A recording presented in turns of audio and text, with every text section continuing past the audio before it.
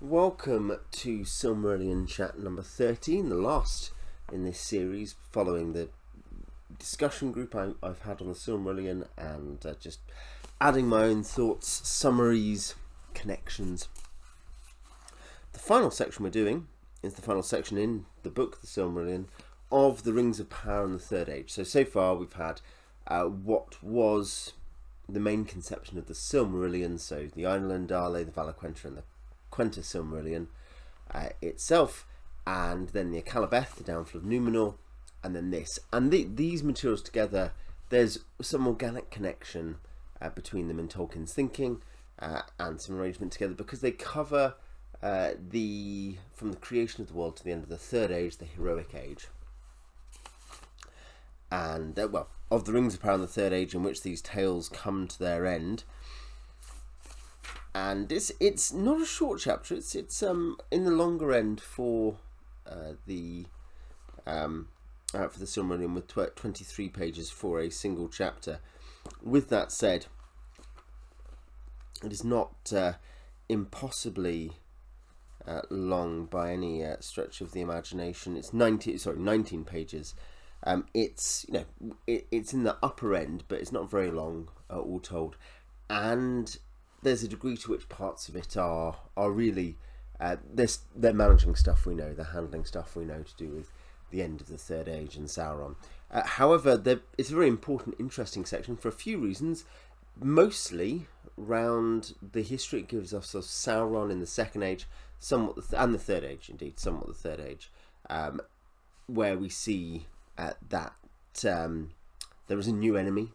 And we find out kind of how that connects to Morgoth, and how at different times Sauron tricks and destroys. We've already heard some of that in the Akalabeth, but also how the Rings of Power, which are the vital MacGuffin to the Third Age at least, how they come about, beyond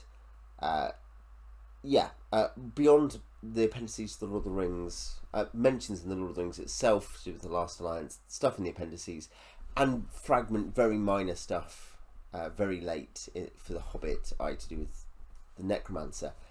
This is the detail we get in the semi-canonical material. And so we start with, of old there was Sauron the Mire, whom the Sindar in Beleriand named Gorthor, and Melkor seduced him. He became the greatest and most trusted of the servants of the enemy. He is Lieutenant Satan, and the most perilous, for he could assume many forms, and for long, if he willed, he could still appear noble and beautiful. This has been important in the Silmarillion as a plot point, because Finrod's tower at Tol Sirion, not Ithel Sirion, at Tol Sirion, is turned into Tor Im Gauhoth, is it, or something like that? The Isle of Werewolves. And a big thing is the shape-shifting gimmick that Sauron has, and that's the thing which Luthien, using a creative art rather than a false art, combats with her music, her magical music. Now, Sauron puts on his fair hue again at the downfall of Morgoth, and he did obeisance to Eonwy, and some hold that this was not at first falsely done, but that Sauron in truth repented, if only out of fear. But it was not within the power of Eonwy to pardon those of his own order, so he said to Sauron to go to Aman, and Sauron was ashamed. There's actually an interesting parallel there to Maethros and Maglor. Maethros, at least, saying we can't go and throw ourselves. With Maethros, there is, in a sense, a kind of insane but honourable aim, dishonourably followed and consummated at every step, but the desire to reclaim the Silmarils. And he says, well, we may never get to reclaim them, so if we go there, we give up our right functionally to do so. But here, Sauron has no such half excuse. He's unwilling to return in humiliation and receive from a Valar sentence. For under Morgoth his power had been great. He's proud. And he hides himself in Middle-earth and falls back into evil, for the binds that Morgoth had laid upon him were very strong. Now, Beleriand is destroyed in the fall of Thangorodrim, not in the War of Wrath itself, which is 50 years, whatever. All these campaigns with the Vanyar and Finnefin's Noldor and the remnants of the Free Peoples and the dwarves in the Blue Mountains, when they're all fighting, that doesn't destroy it, but the destruction of Thangorodrim and the defeat of Morgoth himself does. And so that's why in the Third Age, the Second Age as well, there's the coast is what had been the eastern part of Beleriand. In the eastern Assyriand, the walls of Eredlun were broken and a great gulf was made in them, and the river Lune fell by a new course and is called thereafter the Gulf of Lune, and aka Lindon. And those Eldar who didn't want to forsake Beleriand, where they had fought and laboured long, lived there under Gil-galad, son of Fingon, was their king, and with him was Elrond, half-elven, son of Eärendil the Mariner. Elrond takes the character of a chief lieutenant, really, doesn't he? That's the way it's described, and it's the same kind of role he seems to have at the end of the last alliance with Isildur, that he is for destroying the ring. He's the counsellor to Isildur, who is now the High King of the humans, or who's leading the elves, presumably Elrond. And in the Third Age, though it's a funny thing, there are two Noldor kingdoms, because technically Lorien is one. Really, the last Noldor kingdom, I won't go into this now, you'll know what I mean, is Imladris, Rivendell, which isn't really a kingdom, it's a very small holdfast, probably. And he is the ruler there. And the troops go from there in the middle of the Third Age, and of course Elladan and Elrohir join the Rangers from there. Upon the shores of the Gulf of Lune, the elves built their havens to go to Eresia, and others of the Eldar went east. Many of them were Teleri, and they established realms among the Sylvan Elves. Only in Eregion, so this is, it doesn't say here, but Lorien and Mirkwood, or Greenwood, that these are Sylvan realms to which Grey Elves come. So Celeborn, and it's not Orifer originally, it is, what is his name? Amdir, I think. Only in Hollin, Eregion, did Elves of Noldrin race establish a lasting realm beyond the Ered Luin. This is a point that this isn't even counting Rivendell as a realm. Eregion was now to the dwarves, and the craftsmen of the Gwaith y Myrdain, the people of the jewelsmiths, surpassed in cunning all that have ever wrought save only Fëanor himself, and indeed greatest in skill among them was Celebrimbor, son of Curufin, who was estranged from his father and remained in Nargothrond when Celegorm and Curufin were driven forth, as is told in the Quentis Silmarillion. Now, an interesting thing for me is that Elrond and Eärendil Gil-galad, it turns out not his real name, rather there's a debate in Tolkien's texts about what names to give him, both personal name and sort of deed name or public name, and the combination is never used, but it's Christopher Tolkien's compromise for just getting the job done, to say this is the character who he seemed to be late on, and it's a good name. He, I think, as well as Elrond, and are born after the exile. They're born in Middle-earth. Celebrimbor is not. Celebrimbor was born in Valinor. So he is like Galadriel, he is a Noldor who has not returned from the exile, has continued to reject the Valar's kind of order to go back, or at least their strong suggestion. But he is a good guy. He rejected his father's sin. There's peace, and there is many men multiply, though Sauron begins to turn them to evil. And Sauron, having overthrown said the Valar, having overgrown Morgoth, had again forgotten Middle-earth, and his pride grew apace. He looked with hatred on the Eldar, and he feared the men of Númenor. Many he found easiest to sway, but long he sought to persuade the elves to his service, and he went far and wide among them. And his hue was still that of one both fair and wise. Only to Lindon he did not come, for Gil-galad and Elrond doubted him in his fair seeming. But elsewhere the elves received him gladly, and he took to himself the name Anatar, Lord of Gifts. He said to them, "Alas for the weakness of the great! For a mighty king is Gil-galad, and wise in all lore is Master Elrond, and yet they will not help me in my labours.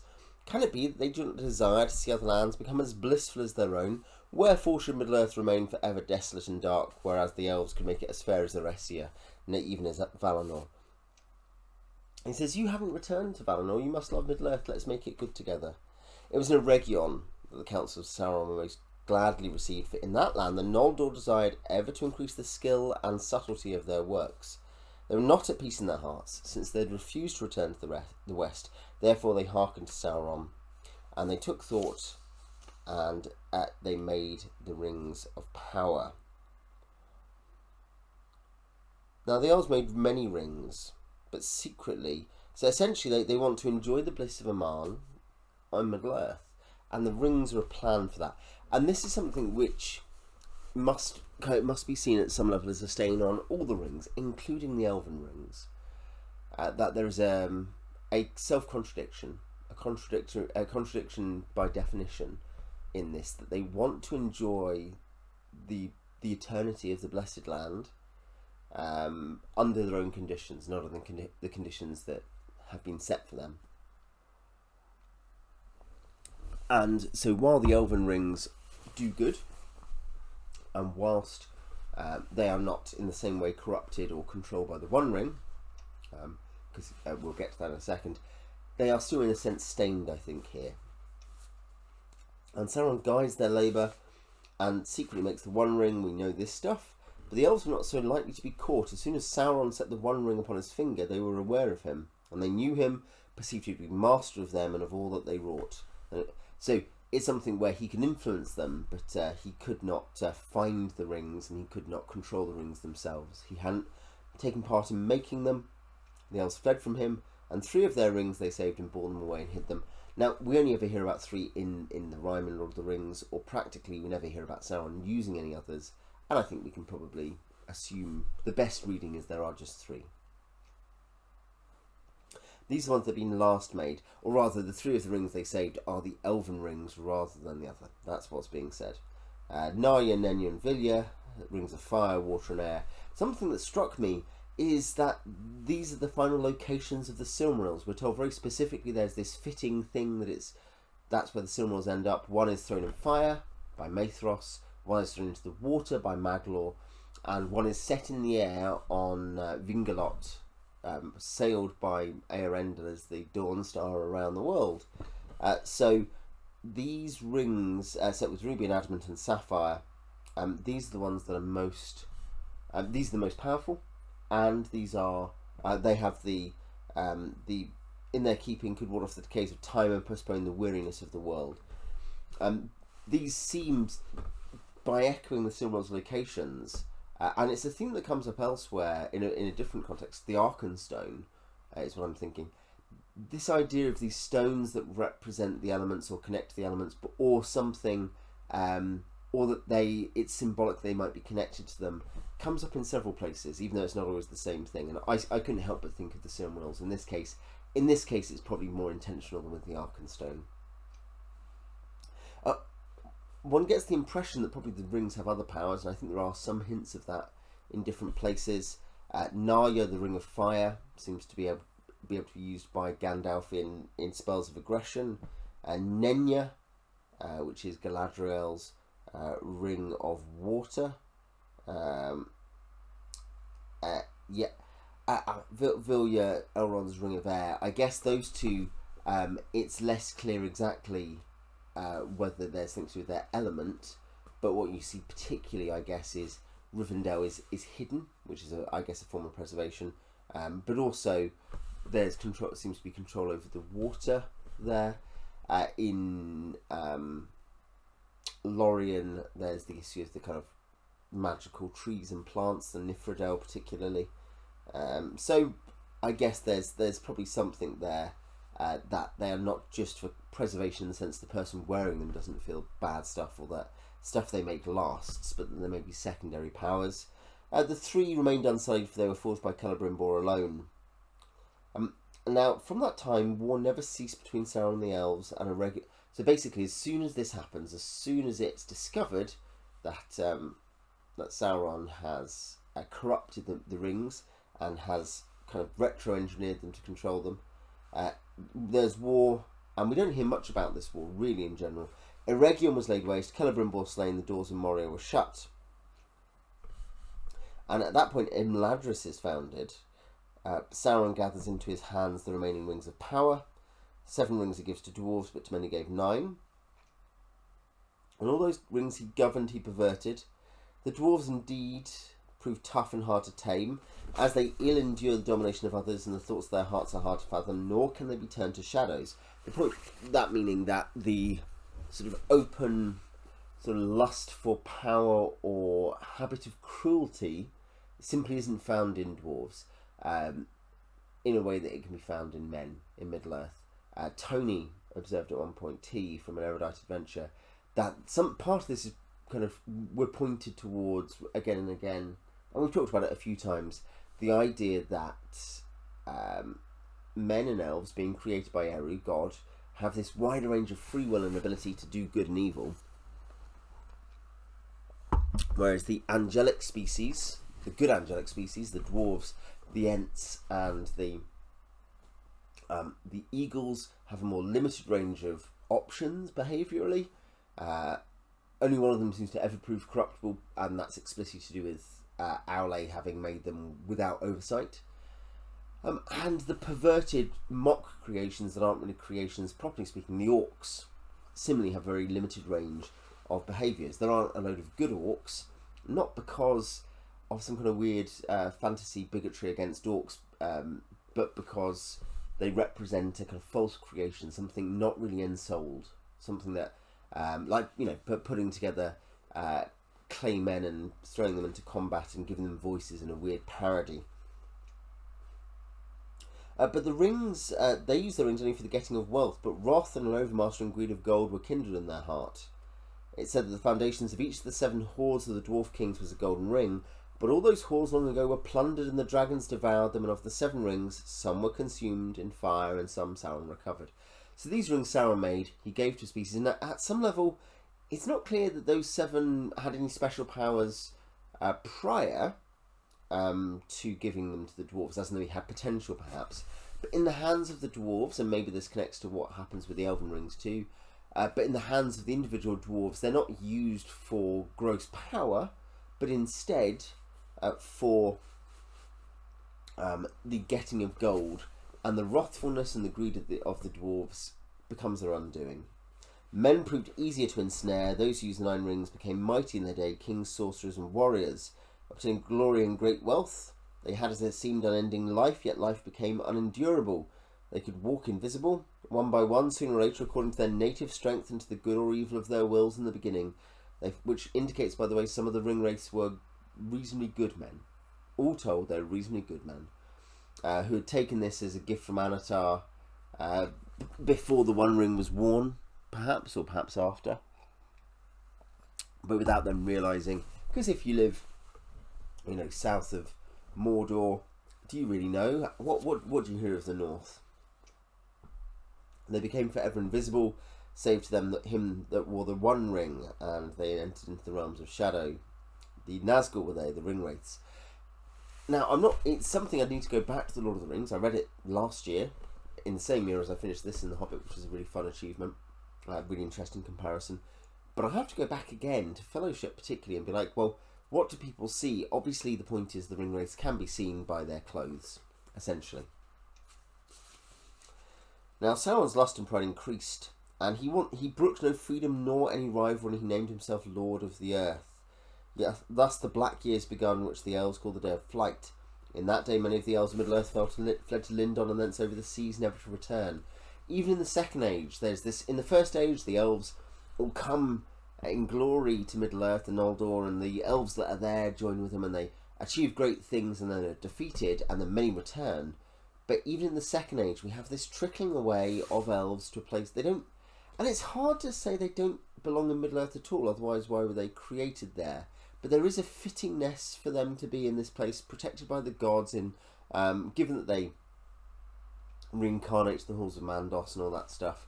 They have some connection there, don't they? It's not quite the same as they've randomly been told to go there. It is natural they be with these other temporally eternal creatures.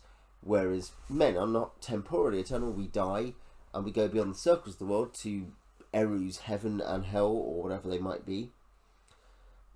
But in Lindon, anyway, Gil-galad maintain power. Sauron doesn't attack them, and Gil-galad is aided by the Númenóreans, and Sauron basically takes over everything else. In the east and south one eye, all men were under his dominion. Yet there came at length a stay in the onslaught of Sauron. For as told in the Alcalabeth, he was challenged by the might of Númenor. So great was the power and spread of the Númenorians that Sauron could not withstand them. And he went to Númenor as a hostage of Tarkalion, the king. And we've dealt with that in the previous episode, dealing with the Alcalabeth. And Númenor is destroyed, though Sauron loses his ability to put on a fair form, and he returns to Middle-earth, and he found Gil-galad to become more powerful, and so he goes to first to Barad-dûr, perhaps to the borders of Greenwood the Great, and then to his fortress in the Blackland, and meditated war. So he's destroyed Númenor. Númenor is no longer the world superpower, even more militarily and politically powerful than Sauron, which is where it was. Gil-galad is strong.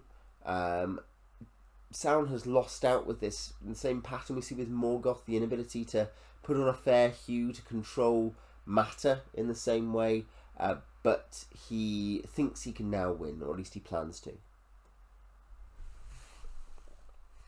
Now, we hear of the Númenorians being saved. We're told about Elendil and his sons.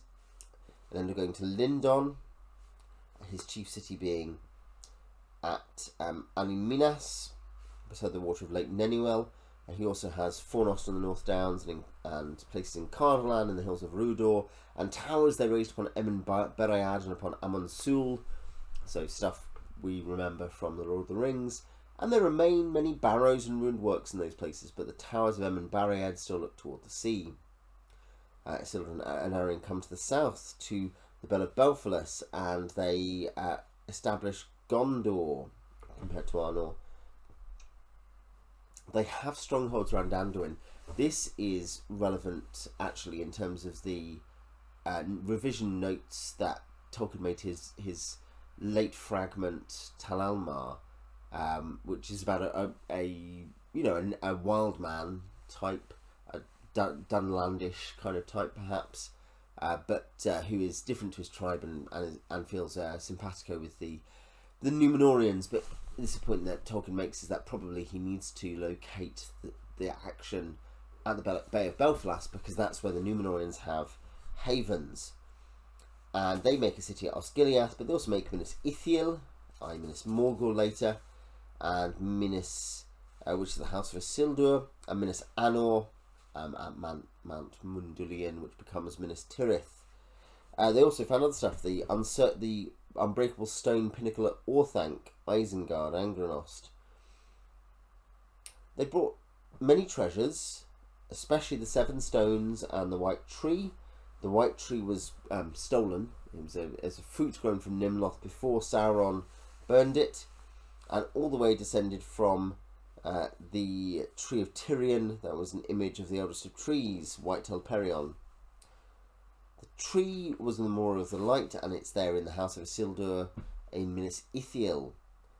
3 Elendil took of the stones, and his sons each took 2. It doesn't say where they are from here. I think they're a gift to the Lords of Andúnie, from memory. Elendil puts them at Emin Beread, Amon Sul, and Animinas. His sons put them at Minas Ithil, and Minas Anor, and Orthanc and Osgiliath. And these stones had the virtue that those who looked therein might perceive in them things far off, or communicate to each other, etc. perhaps. And those interestingly pointed out that Emin Beread is raised not by the exiles but by Gil-galad, and that seeing stone is set in the tallest tower, and he looks to see the Tower of Avalonia upon Eresia, where the Master Stone abode. The stones were gifts to the Eldar to Amandil, father of Elendil, for the comfort of the faithful in Númenor in the dark days, called the Palantiri. And so Elendil, his faithfulness, his trustworthiness is proven by the fact he looks west. He's simply not only interested in war, but he wants to know he wants to see, much as once they saw perhaps the tower tops of Eresia from the west coast, from the top of from the mountain temple at the top of Númenor, or whatever, they might see Eresia. The same he might use his Palantir to see Eresia. And we may then be reminded of the only uses which we see in the Third Age, the Palantir used, or the later Third Age, we see used by Saruman and by Denethor to try to find information, and eventually also and to spy upon Sauron, and in Saruman's case to try to deal with him. And it's that kind of heart attitude, that core attitude of Elendil shows why they could be trusted with them. So they have these kingdoms. Eventually, though, Sauron gives himself a terrible form, takes up the ring, and prepares war. Sauron gathers to him great strength of his servants out of the east and the south, and he even gets some renegade Númenóreans, Herimor and Fëanor, who the Black Númenóreans ruling in Harad. And Sauron takes Minas Ithil. He destroys the White Tree, but there is yet again a seedling that's taken. This idea that there is a kind of sacred flame thing, where from place to place, all the way from the image of the tree, of the White Tree of Telperion, goes to Númenor, and thence to Minas Ithil, and now it's taken to a seedling is taken to Minas Anor, and is raised there.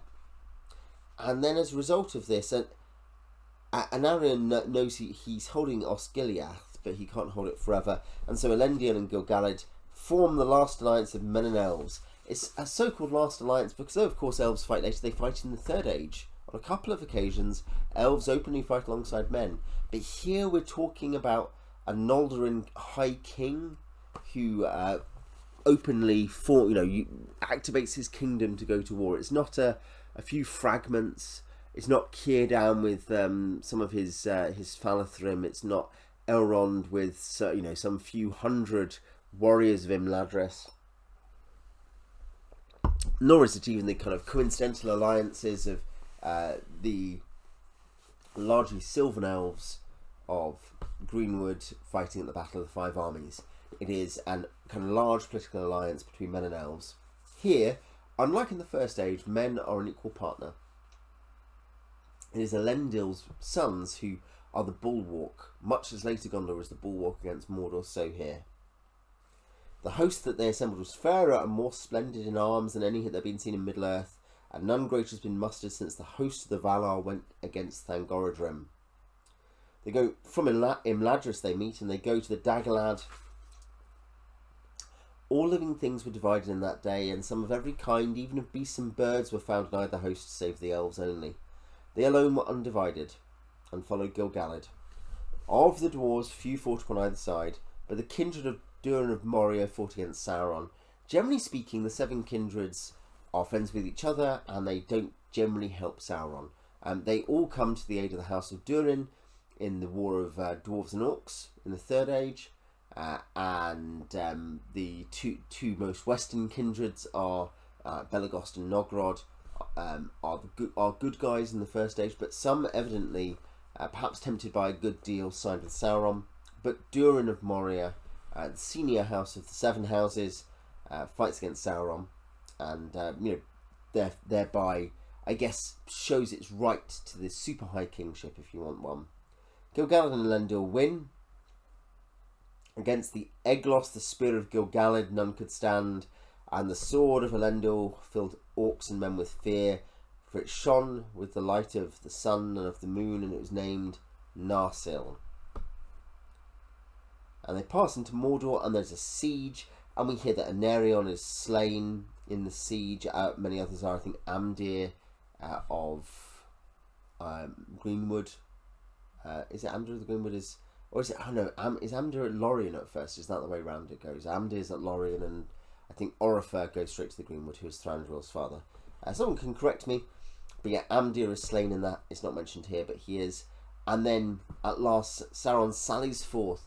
Interesting, Sauron, to his credit, does not have the total cowardice that infects Morgoth, where he resentfully goes forth to fight Fingolfin, and even in the attack in the Nirnaeth Arnodiad, led by Gwyndor, he is in terror and flees deeper into Thangorodrim, into Angband, when this very small party of elves from Nargothrond come forward. Or again, at the very end, he cannot be found. He must be dragged out by the heel, basically, by the forces of the Valar. Sauron goes forth, though. He slays Gil-galad and Elendil, and Sauron is only cut down by the hilt shard of Narsil, cutting off the ring, the ruling ring.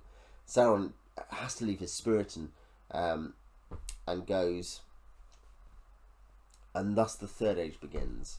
After the Eldest Days and the Black Years, and there was hope in that time, and the memory of mirth, and for long the white tree of the Eldar flowered in the courts of the kings of men, for the seedling which had saved Isildur was planted in the citadel of Anor in memory for his brother, ere he departed from Gondor. Anarion's family take rule of the south, and Isildur's family take rule of the north. They destroyed Barad-dûr, and they set a guard on Mordor, but none dared dwell there because of terror. Many of the elves and many of the Númenóreans and men who were their allies had perished in the battle and the siege, and Elendil the Tall and Gil-galad the High King were no more. In some ways this is the same style as the Silmarillion, but it is much more summary again. And this is about the most detailed description we get of the War of the Last Alliance in a coherent full narrative in any place, really. The ruling ring passes out of the knowledge of the West, of the wise, because Isildur would not surrender it to Elrond and Círdan, who stood by. They said to cast it into the fire of Orodruin nigh at hand, in which it had been forged, so it should perish, and the power of Sauron be forever diminished, and he should remain only as a shadow of malice in the wilderness. Just like Morgoth has not been destroyed, but cast out beyond the outer darkness, still with some influence, even on his servants. He's an archangel. Sauron couldn't be destroyed in the sense of killed, as if his soul were annihilated, because he's already pure spirit in one sense. But there'd be something where he couldn't do anything really. And Isildur sees it as weregild. And for his father and brother, wasn't it I that dealt his enemy the ring blow, and the ring seemed fair to him. He's immediately tempted in the same way we later see Bilbo and Frodo. And so he goes north. He's overwhelmed at the Gladden Fields, as we know, but his son, Valandil, is in Imladris, his youngest son, I think. The rest die at the Gladden Fields. His three other sons, Elendil, Aratan and Cirion, but his wife and his young son Valandil are at Imladris. He nearly escapes, but as you know from the film, if you watched it, he's shot with many arrows. His esquire manages to escape along with a few others, and they bring the shards of Narsil. These then laid in Imladris for 3,000 years, 3,119 years or so. And so Narsil doesn't forge it anew, and Master Elrond says it won't be forged anew until the ruling ring is found again and Sauron returns. Valandil takes up Anaminas as his house, but his folk are diminished. The Númenóreans and the men of Eriador, there remain now too few to people the land. The men of Eriador, who weren't Númenóreans, presumably having joined the Númenóreans and having proven themselves trustworthy. And we see this is really the first sign of what will be the case 3,000 years later, even more than in Gondor, which, for all the issues of population in Minas Tirith, is still moderately peopled. Still, yes, it's not incredibly densely populated, but it has 3 great cities, as well as Osgiliath. It has many. And Osgiliath had been settled prior to the resumption of the War of the Ring, even if not properly settled. And it has many provinces. Again, whatever the population issue is, Gondor is a real functioning populated realm. Rohan, densely populated. One reason that they are given that is because the Gondorians can no longer hold all their land, and so they give it to them. But in the north, even at this point, we are told immediately in Valandil's time there aren't really enough good men left in the north to hold it. And at length naught was left of them but a strange people wandering secretly in the wild, their glory past leaving any green mounds in the grass. And they are essentially only known by Elrond. That sums up the whole history of the north. We get a lot more detail on that in the Lord of the Rings appendices. The realm of Gondor endures, and Gondor is admired, but so too Gondor wanes, and the line of Meneldil, son of Anarion, failed. And there's a thing where, and it's hard to parse this, except by seeing it in terms of a metaphor almost. I mean, it's literally this, but a metaphor for endogamy versus exogamy, where you marry in or out. Not because in general that's associated with short lifespans, but it's something which many cultures, and for Tolkien he would have had particularly in mind the laws in the Old Testament for Jewish people about this, the idea that you marry within your people, and that lifespan decreases. That's another thing that we know that he will taken from the biblical narrative. And so the time of blessing and peace, we talked about this in Akalabeth 2, has declined, and there is a kind of a mixing with those who were not of the blessed people. It's hard to say that's wrong, though, and Tolkien doesn't say it was wrong, it's simply a fact. In this instance, there's a plague, and then because of the plague, the guard on Mordor and in Minas Ithil is abandoned, and the Nazgul, the Alari, come in, and then the Witch King, the Witch King and co take over Minas Ithil, Minas Morgul, the Tower of Sorcery. Minas Anor endured, becoming known as Minas Tirith from that point, because the kings build a great citadel tower, and they guard against Minas Morgul. And Minas Tirith goes even up last after the days of Eonor, son of Eonil, the last king of Gondor, who rides to the gates of Minas Morgul to meet the challenge of the Morgul Lord, and he met him in single combat, but he was betrayed by the Nazgul and taken alive into the City of Torment. There's a parallel there to Hurin, isn't there, who is not defeated by any ordinary means, but is covered in corpses and dragged away to Thangorodrim. Here, we have no idea. Perhaps Eonor, on his own terms, could have beaten, we don't know, could have beaten the Witch King, barring the prophecy, of course. But he doesn't, because of course he could never trust them.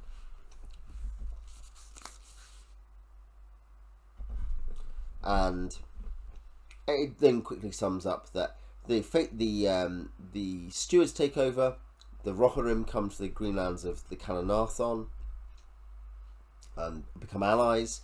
Northward, beyond the Falls of Rauros and the Gates of Argonath, there were powers, as yet more other defences powers, more ancient, of which men knew little, and Sauron doesn't push forth, and that's Lorien, really, isn't it? And to some degree Greenwood, but really Lorien because of the ring, and indeed Galadriel's own power. In all the days of the Third Age, after the fall of Gil-galad, Master Elrond abode in Imladris, and he gathered there many elves, other folk of wisdom and power. He preserved through many lives of men the memory of all that had been fair, and the house of Elrond was a refuge for the weary and oppressed, and a treasury of good counsel and wise law, harbouring the house of Isildur. But here, this is more like an extended household that may have had hundreds of people there. You could imagine a population in Imladris of 1,000 people. And I say that because you see the kind of large farmsteads of the prehistoric, the early historic eras, having these very high populations in fertile areas, not so much in the sort of northern Europe, but certainly you could find relatively small settlements which might still have 1,000 people in the Fertile Crescent and elsewhere. Imladris is the chief dwelling of the High Elves, so in the Noldor it's the last place really. But at the Grey Havens of Lindon there abode also a remnant of the people of Gil-galad, the Elven King, and they would build and tend sailing ships for those of the firstborn who grew weary of the world.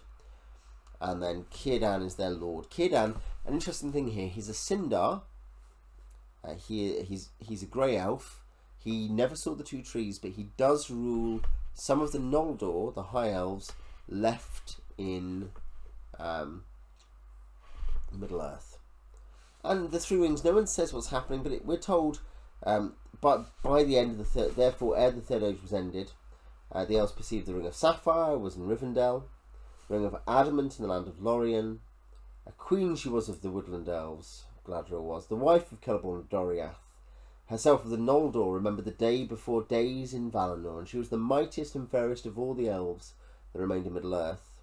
Mightiest, not just fairest. But the red ring remained hidden. And we're told Imladris and Lothlorien remain undiminished while the age endured.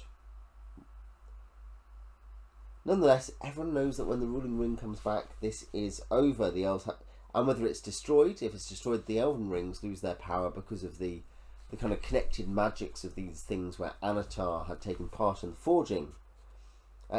Implicitly, I guess Galadriel and Celeborn do at the time, because of the fact it's only Gil-galad and Elrond who don't accept Anatar. Galadriel and Celeborn may well have at some level allowed Anatar in. Now Elrond's ring is presumably, I think it's, I forget where it says, but I think it's explicitly Gil-galad's ring. Ivillia is. So they did accept rings. Those last 3 rings were, presumably because Sauron was gone, accepted by Gil-galad. But the point is that if the one ring was destroyed, then the Elven Rings would lose their power, and if the one ring were taken by the Dark Lord, the Elven Rings would become, well, too dangerous to use because they'd be under his control to some degree, even though he hadn't made them. These are the fading years. Now, dark things slip into Greenwood, and there was the realm of King Thranduil under the oak and the beech, but dark things creep in and becomes known as Mirkwood, and a sorcerer slips into Dol Guldur. We now begin to come up to really stuff we know more and more about. We now have the Istari, who men call the wizards, arrive, and no one knows where they come from save Círdan, and only to Elrond and Galadriel did he reveal they came over the sea. For afterward it said among the elves there were messengers sent by the lords of the west to contest the power of Sauron if he should rise again. In the likeness of men they appeared old but vigorous, and they changed little over the years. So these are Maiar, these are angels. The Lords of the West, it seems, as far as Tolkien concluded from a name coincidence, also sent one other messenger. And I'm trying to remember, is this in Unfinished Tales that we see the speculation? But Glorfindel, the fact the name comes up in 2 places, accidentally, Tolkien assumes they must be the same character. Both who, Glorfindel, the golden, but Glorfindel the Beloved, or whatever it is, of Gondolin, who saves the refugees by overthrowing a Balrog. And he is returned, is the canonical explanation, well, sub-canonical within the background text, and I think it is with the Istari, with the wizards. Chief among them are those called Mithrandir and Curanir, or Gandalf and Saruman, who I think from memory are Olorin and is Curanir? What is Saruman's name? Mithrandir and Radagast. There's also Curanir is the eldest and comes first. How is he the eldest? I don't know, other than by literal creation by God, I guess. There's Mithrandir and Radagast. Others of the Istari who went into the east of Middle Earth do not come into these tales. There's more in Unfinished Tales than that, but of course Tolkien speculated a few times. Well, they must have gone to the east and failed, or the south and failed. But of course, he also speculates that perhaps they succeeded, but we just don't know their story, and we don't know how much worse it would have been without them. Radagast comes as friend of birds and beasts. Curanir goes among men, skilled in speech and smithcraft, and Mithrandir is closest in council with Elrond and the elves. Would it be reasonable to assume, I mean, though they are not one of the children of Ilúvatar, neither are birds, is it reasonable to assume that the other wizards may also have gone to other races, particularly the dwarves in the east? Who knows? Mithrandir wanders a lot. Curanir goes and takes over the Ring of Isengard from Gondor as their kind of chatelaine. Mithrandir is the most vigilant. This goes all the way back to the Vala Quenta, I think, where, let's very quickly go there, wisest of the Maiar was Olorin. He too dwelt in Lorien, but his ways took him most often to the house of Nienna, and of her he learned pity and patience. But of Elrond this tale does not speak, for though he loved the elves, he walked among them unseen, or informed as one of them. In latter days he was the friend of all the children of Ilúvatar, and took pity on their sorrows, and those who listened to him awoke from despair and put away the imaginations of darkness. Elrond is the single wisest of all the Maiar, wiser than even the Melian.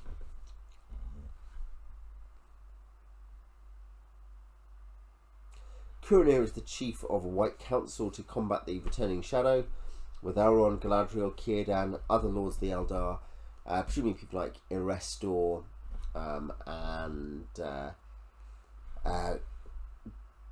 what's his name? Gildor, Glorfindel. Now, Galadriel wants Mithrandir to be the head. Saruman begrudges it. Mithrandir refuses the offer, saying he doesn't want to have the responsibility. But Curanir does begin to study the Rings of Power. And Mithrandir confirms the sorcerer is back, and not one of the Alari, it's Sauron himself. So in The Hobbit, this means that when they are talking about the necromancer, they know that it is Sauron. And they discuss the One at this point, and the White Council, the One Ring. The White Council is summoned, and Curanir is like, I don't think the One's going to be found ever again. Don't worry about it. Elrond isn't sure. I forebode the One will be found. Many are the strange chances of the world, said Mithrandir, and help oft shall come from the hands of the weak, and the wise falter. Thus the wise were troubled, but none as yet perceived that Curanir had turned to dark thoughts and was already a traitor in heart. He decided no one else should find the One Ring, the Great Ring. So he's willing to play with peril and let Sauron be for a while. He watches the Gladden fields, and he probes deeper into the lore of Isengard, or the Rings of Power. He fortifies Isengard, but he doesn't tell anyone. He's not honest. He corrupts accidentally, not corrupts. He tricks Radagast. Radagast sent him his aid, divining naught of his treachery, helping him with animals to spy for him. They meet again as the shadow in Mirkwood grows deeper, and Mithrandir spoke to the council. It is not needed the ring should be found, for while it abides on earth it is not unmade. Still the power that it holds lives. The only way to defeat Sauron is to destroy the ring, so we've got to destroy the ring if we want to get rid of this guy. I suppose the alternative is you keep having a cycle of chaos and destruction, and eventually you kind of chase him off. But your power is getting weaker and weaker as the elves. The might of the elves and the elf is less than of old. So Curanir assents because he does think, well, we've got to get rid of Sauron from Dol Guldur. If we can find the ring, great. The stroke was too late. The Dark Lord had foreseen it. He had long prepared all his movements. And the Alari, his 9 servants, had gone before him to make ready for his coming. And he flees, but he soon returns. And the wives, and ere the wise could prevent him, he enters Mordor and rears again the Tower of Barad-dûr. Now orcs are mustering, and the One Ring is found again. So we're getting to the timeline of The Hobbit now. These conversations are before and during The Hobbit, and the attack finally. The ring is found by a wayfarer. He takes it to the land of the Perionath, the little people, the halflings. And ere that day they've been held of small account by elves and by men, and neither Sauron nor any of the wise save Mithrandir had in all their councils given thought to them. Now save Mithrandir, he knows the small and the weak may do mighty wonders due to their character. So Mithrandir sets a watch. At this point, we have 2 pages or a page and a half left in my book. We're at the Lord of the Rings, we don't need much more. But those who saw the things that were done at that time, deeds of valour and wonder, have elsewhere told the tale of the war and the ring. Sums it all up very quickly. In the last battle were Mithrandir and the sons of Elrond and the king of Rohan and lords of Gondor and the heir of Isildur with the Dunedain of the north. There at the last they looked upon death and defeat, for all their valour was in vain. For Sauron was too strong. Yet in that hour was put to the proof that which Mithrandir had spoken, and help came from the hands of the weak when the wise faltered. For as many songs have since sung, it was the Perionath, the little people, dwellers in hillsides and meadows, that brought them deliverance. For Frodo and his servants passed through peril and darkness and came at last, in Sauron's despite, even to Mount Doom, and there into the fire where it was wrought he cast the great ring of power, and so at last it was unmade and its evil consumed. Then Sauron failed, and he was utterly vanquished and passed away like a shadow of malice. As Clarkey put it in our conversation, there's a funny thing here where, of course, it doesn't say, oh well, Frodo kind of collapsed and couldn't do it anymore, and then actually it was Gollum who threw the thing into the ring by falling in, and then they went home. No, it doesn't say that, but it does sum up the story of Frodo's courage and heroism without the messy details. A reminder that we tell mythology at different levels, at different, kind of different registers. The white tree flowers again. The heir of Isildur is crowned. And now all these things were achieved for the most part by the counsel and vigilance of Mithrandir. And in the last days he was revealed as a lord of great reverence, and clad in white he rode into battle, no longer in disguise really as an old man in the way he had been. Gandalf the White in that sense isn't just replacing Saruman the White, but is also being revealed as a heavenly creature. And then he shows he has the red ring of fire, which was Círdan's, then given to Mithrandir. This is Círdan. Take now this ring, he said, for thy labours and thy cares will be heavy, but in all it will support thee and defend thee from weariness. For this is the ring of fire, and herewith maybe thou shalt rekindle hearts and the valour of old in a world that grows chill. So not just fire magic, but also the warmth is what Gandalf... And it's a connection between the ring's nature and Gandalf's nature, I guess you could say. But as for me, my heart is with the sea, and I will dwell by the grey shores, guarding the havens until the last ship sails, which presumably has not happened yet, perhaps. Círdan waits somewhere in the mythological world that we live in for Tolkien. Then I shall await thee. And eventually the ship was long a building, long it awaited the end of which Círdan had spoken, but all the things were done. So is it... I'm trying to think... how many? It's hundreds of years. I'm trying to remember. Is it 1,000 years, 600 years that the Istari are around? Now the heir of Isildur takes up the lordship of man. The dominion of the West passes to him. No longer is the dominion of the West, even though men and Sauron claim it. No longer is it ultimately with the elves, really, if they want it, or with the enemy of, or to some degree with Sauron, or before him. Morgoth is now with man. And it was made plain the power of the three rings also ended, and to the firstborn the world grew old and grey. In that time the last of the Noldor set sail from the havens and left Middle-earth forever. So on that last ship, Erestor and Glorfindel and Gildor, and Elladan and Elrohir, presumably as well, and many others, all the remaining Noldor rebels with Galadriel returned. Master Elrond took there the ship that Círdan had made ready. In the twilight of autumn it sailed out of Mithlond until the seas of the bent world fell away beneath it, and the winds of the round sky troubled it no more. And borne upon the high airs above the mists of the world, it passed into the ancient west, and an end was come for the Eldar of story and of song. One of Tolkien's great lines, I think. That last line, very, very beautiful, and it sums up the story he's trying to tell in the Silmarillion. Not so much the Lord of the Rings, where there are elves and the things about the rings matter, and there's stuff about being sad about elves going, and you see that with Sam particularly, but rather in that it's the story of men, including hobbits, trying to resist their own evil, their own temptation to evil, that is to say, trying to resist power, trying to do good, and take on the responsibility for the world that they've been put into. The Silmarillion isn't that story. The Akallabeth touches on that, but even the Akallabeth isn't really about that. But what we see in the Silmarillion is the story of the Eldar, and the reason why the Rings of Power in the Third Age is short is, though we could have had some very good stuff about Celebrimbor and about the Elven Kings, and we have that in Unfinished Tales and in some of the History of Middle-earth fragments. Largely, it increasingly becomes, for Tolkien, it's plain, I think it's interesting that the Second Age, still an age of elves, Tolkien doesn't write very much about the elves. He writes a Calibeth in terms of big, long-form narrative. Beyond that, he doesn't write much because it no longer is the great story of, the Age of Song of the Eldar.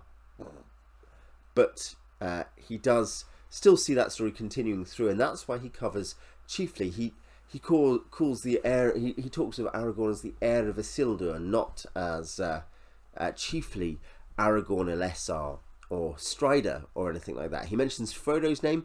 I don't think he mentions Bilbo's name really. It's the story. The Rings appear on the Third Age. The story of the final act of the Noldorin exiles and their children, like Elrond, in the Third Age, as they complete their duties and return to their reward or their home or the place they should have been all along that they've rebelled against, depending on how you see it. And that's where the Silmarillion ends. That's where our discussions end. I will do a review for the Silmarillion too, but I think that's enough to be getting on with. 10 hours or whatever it might be of discussion. Tell me what you think of this last chapter. Tell me what you think of the Silmarillion in general, and I will see you next time.